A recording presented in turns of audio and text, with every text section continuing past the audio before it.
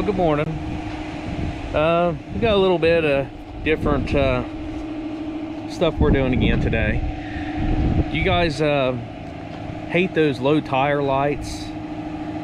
You own a GM. Well, I got good news. If you've replaced those sensors, you, my friends, and only you, actually anybody, it doesn't matter, but you can reset them without a scanner. Did you know this?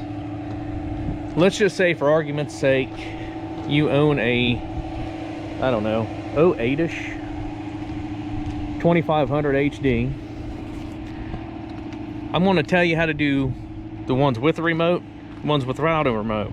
Mine does not have a remote, factory, because it don't have all the bells and whistles, you know. It's just she's a work truck, and that's fine.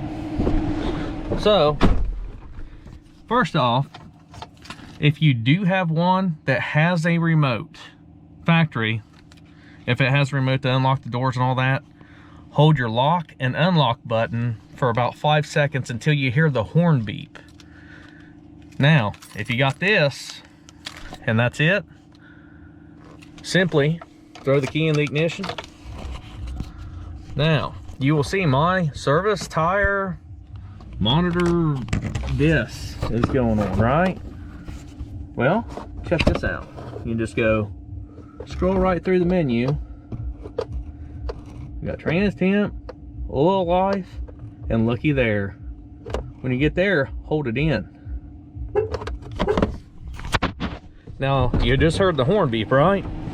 So, what you're going to want to do next, you have to start right here. Your light will be on. I'm going to take this old air gauge, and it'll beep once it learns this one.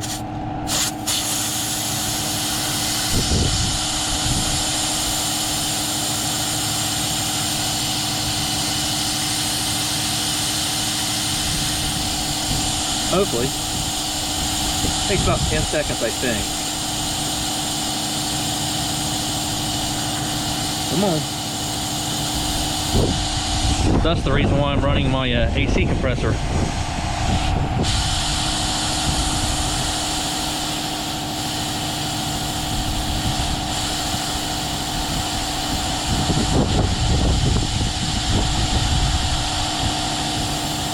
Oh, come on, beat that, on you.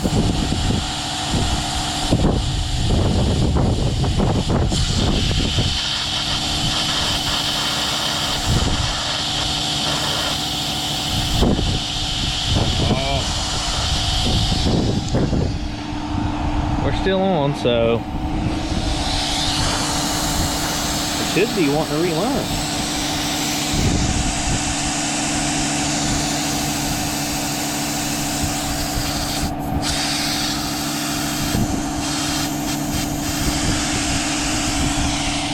Well, shoot, hopefully this works. If not, this is a failed video, because all these are brand new sensors. They're dormant sensors. FYI, you have to start at the driver front. And it should beep. I don't know why the heck it ain't beeping.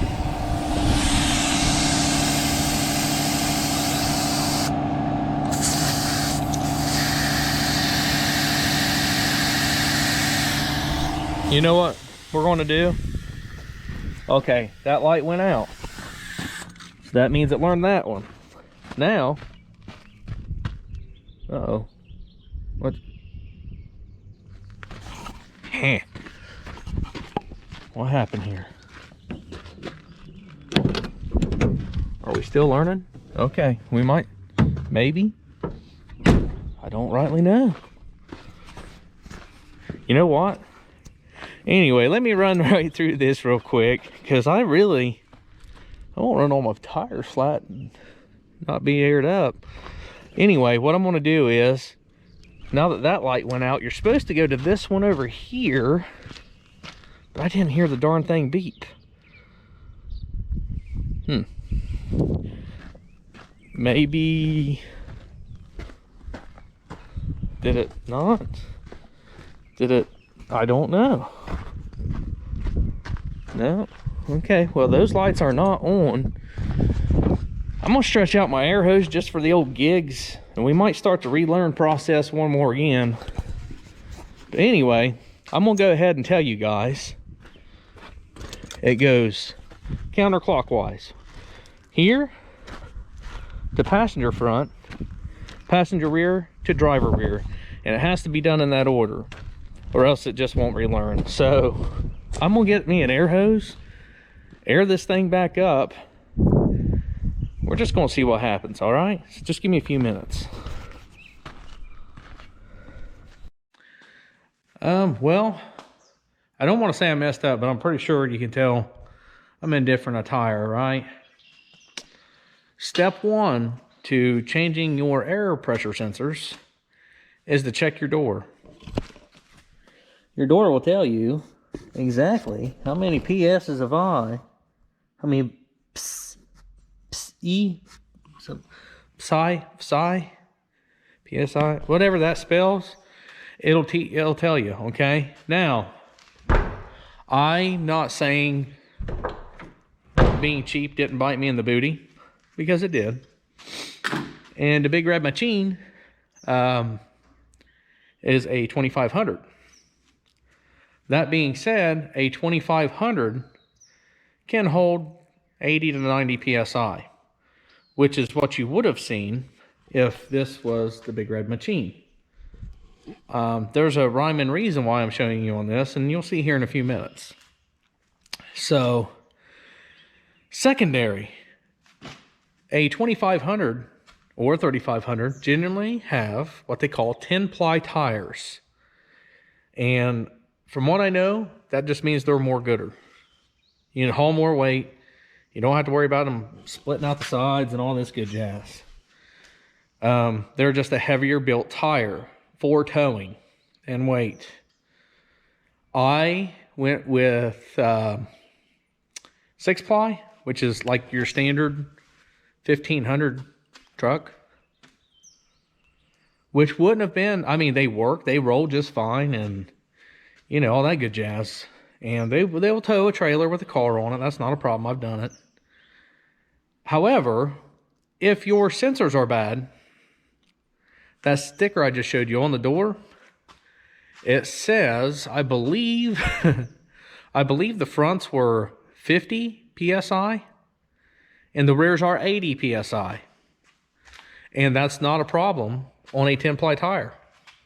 However, the max inflation on this particular Yokohama brand tire, on the Geolander, was 51 psi period. That's the max. That, don't take it any further. You're gonna pop sidewall, right?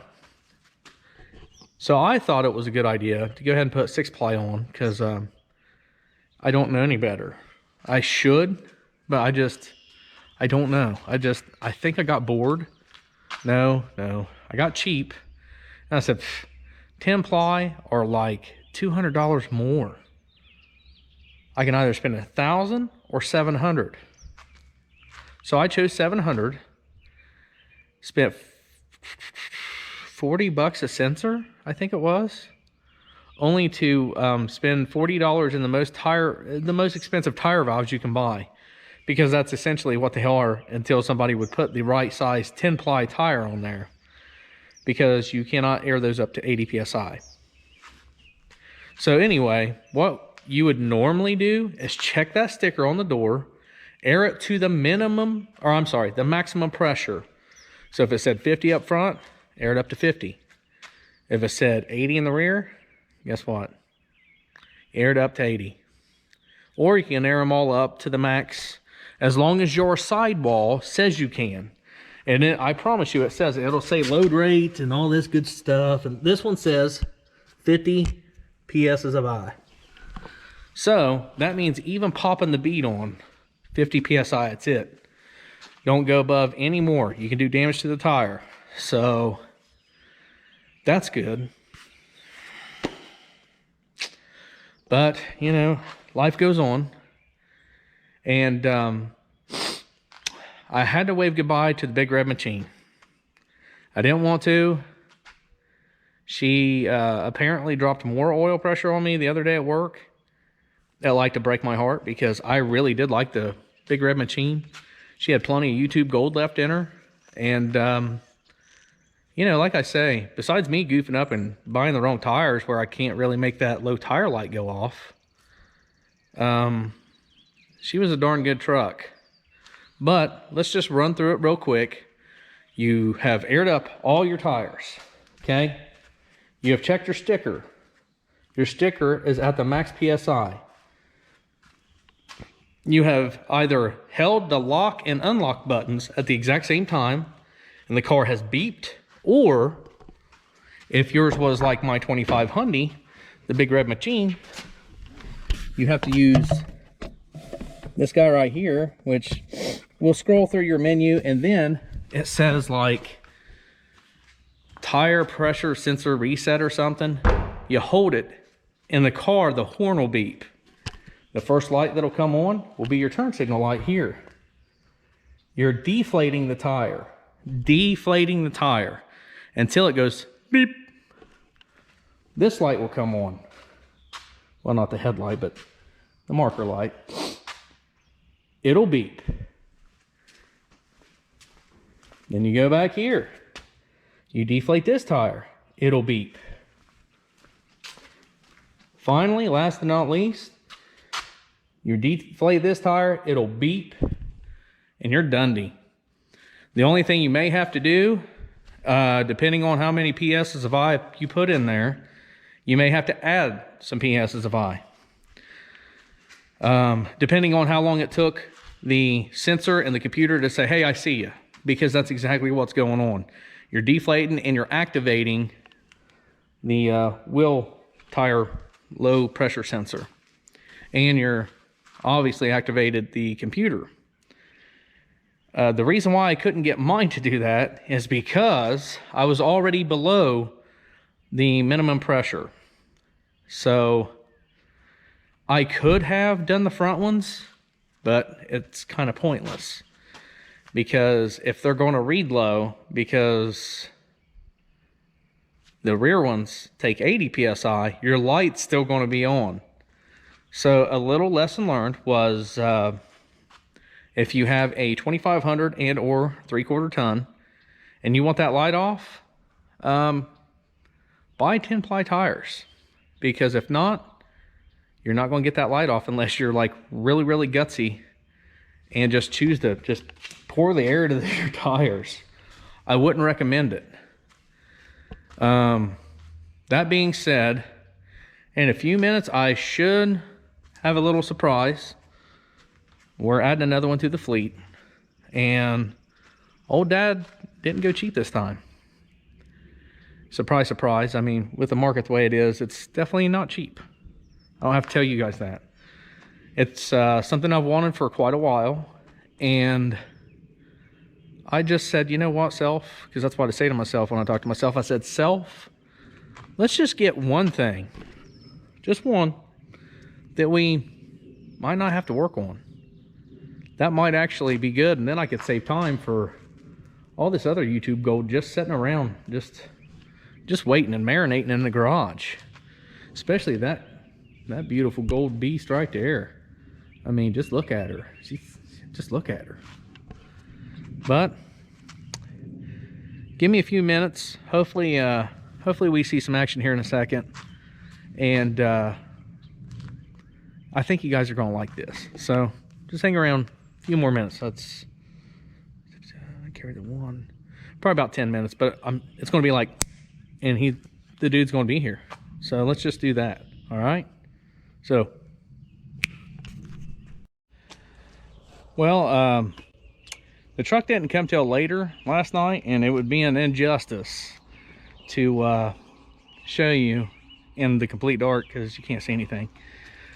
I want to give a shout out to the guy that I bought it off of. He has a smaller car lot, and I am typically a big fan of supporting the smaller guy. I mean, shoot, I'm one myself. I run a free TV show, so that's, you know, I just wanted to hit subscribe and like buttons. That's it. But his name is Matt, Keesee. Matt Keesee. Matt, forgive me if I pronounce it wrong. but it's Keesee's Car Lot. It's in Pomeroy, Ohio. I absolutely, positively recommend going to go see Matt. Matt is a very honest, yes, I said it, honest car dealer. And the guy is so honest. I went and looked at this particular vehicle last Saturday. The Big Red Machine took a poopy Monday. And I was trying to arrange details to get this truck. And he said, well, the brake pedal's lower than I like. And he said, I will not sell it like that. So I respect that. He didn't try to say, oh no, it feels fine, you know, like a regular car lot person would. And to beat all, I wished it would have been a little bit more daylight. He actually brought this thing to me. From those of you in Southern Ohio, let me just put this in perspective for you. He drove this thing on a rollback to me over an hour. So that cost him money out of his pocket, you know, for the diesel fuel. And I don't know if you've looked at diesel, but it's enough to make you cry. I'm just saying, per gallon. And unlike other car lots, he actually dealt with me. You know, anymore, I mean, Crystal went and bought a van. They said sticker price is the price. Most of these car lots, I'm telling you right now, they're asking an insane price and they're getting it. I simply said, look, I can't give more than what it books for. I refuse to. He understood and he worked with me on it. So I didn't overpay for it. It was financed just like, was that loud? That was loud, wasn't it? So anyway, long story short, I finally got the truck that I've wanted for years. Yep, I'm going to say it. Are you ready? I don't know what to call it. I've already had the Big Red Machine. We're leaning toward the Beast just because it has like 30 more horsepower. And let me just show you. That is it. I instantly love this sucker. I can't help myself. I mean, this has something called a Rock Warrior package or something on it, which I'm pretty sure is a sticker, shocks, and like different wheels. And the daggone cab is so big, I think I'm putting bunk beds in next week. I'm not joking. I mean, look at this sucker. Shoo! It's as big as the front. It's insanity, I tell you. But he drove this thing on his own rollback, did not charge me a delivery fee, none of that stuff. And he did it because I wanted the truck, and he said, you know what? We'll make it good. I'll just drive it. I'll drop it off to you if that's fine. I'm like, yeah, that absolutely works. That works great. So he dropped it off to me. No ifs, ands, buts about it. And here she sits. To give you his address, if you're looking for a good used truck, I want to add that this thing only has 80,000 miles on it as well. So I'm not used to like everything working, you know, the way it's supposed to. I thought every car had at least like 2 or 3 things that don't work or broken. But, you know, it's going to be different to get used to. All right, so his address, if you want to go to the car lot, see what he's got. He's got diesel trucks, gas trucks, you name it. If you don't have it, I'm sure you can give him a ring. You can find him on the marketplace, on the face, you know, place and the books and all this stuff. And like I say, it's Keesee apostrophe S, Car Lot. I think that's what it's called, Car Lot. You'll find it. His first name's Matt. Really good guy, super nice guy too, and that's what just is icing on the cake for me. Anyway, the address to the car lot is 39875 State Route 143, and that's in Ohio. So if you're looking for a vehicle, somebody to deal with you rather than just say, well, whatever the price is, bud, is whatever it is, ding. You know, I recommend going to this guy. He dealt with me, and like I say, super nice guy. Never tried to fib to me once on it. I really appreciate it. So, and like I say, you can't beat that. I can't guarantee he'll drop every one of them off, but our situation was a little different. Like, I tried to buy it, and, you know, the old schedules just kind of kept on butting heads. So, nonetheless, Matt, thank you so much. I appreciate it. And I want to welcome this one right here to the new fleet at Right Turn Garage TV. And as always, guys, I want to thank you so much for watching. And sorry I went ranting on this one a little bit, but, you know, what the heck, you know? It happens. It happens. But thanks for watching, guys. Y'all have a great weekend. I think it might rain today. Yep, definitely going to rain. And if you don't mind,